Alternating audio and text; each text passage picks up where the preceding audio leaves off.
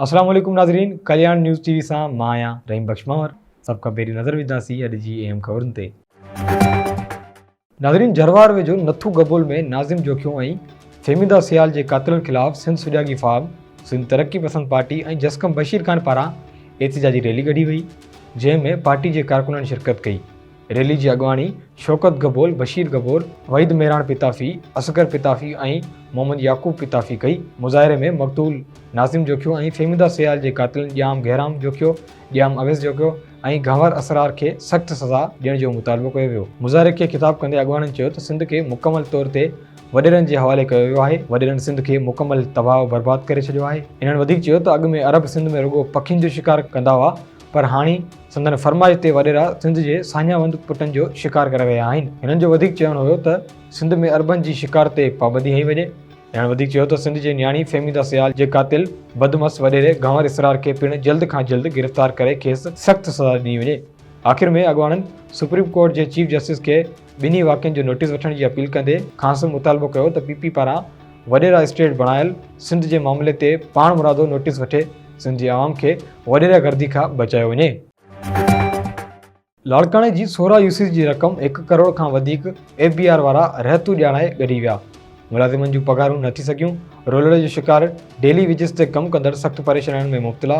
कमु करण खां ठुप जवाबु ॾींदे FBI ऑफिस आॾो धरणो आणी हथनि में ॿुहारा खणी रोड ब्लॉक करे छॾियो। तफ़सील मूजिबि FBI जे assistant commissioner Azhar Bhutto inspector Parvez Abbasi मथां नाजाइज़ तौरु रिश्वत घुरण जा इल्ज़ाम। रिश्वत न ॾियण ते 2 सालनि जी रिहतनि बावजूदि फी यूसी मां 10 खां 12 लख रुपया गॾराए छॾण जा इल्ज़ाम हणंदे यूसी मुलाज़िमनि एहतिजाज कयो।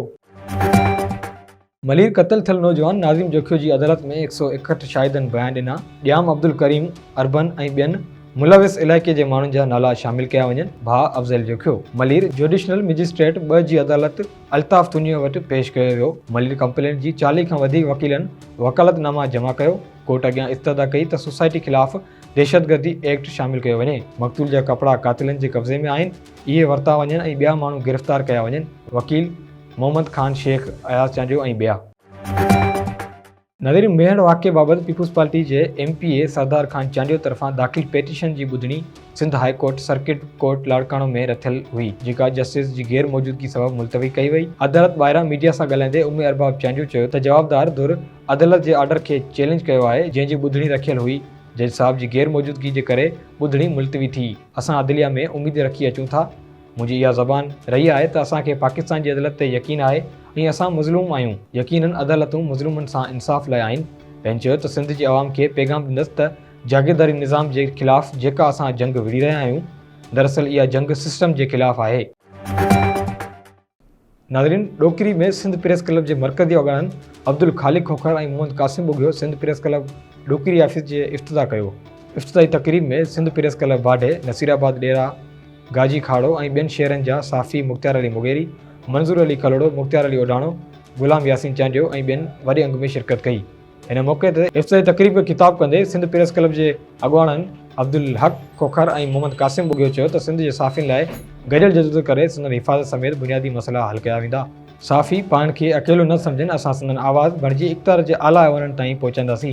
हिननि चयो त समूरी सिंध अंदरि प्रेस क्लब जे वजूद विझी साफ़ियुनि खे मुलज़म कयो पियो वञे त जीअं पाण में गॾिजी सिंध हुकूमत तोड़े वफ़ाक़ी हुकूमत खां पंहिंजा हक़ वठी सघूं।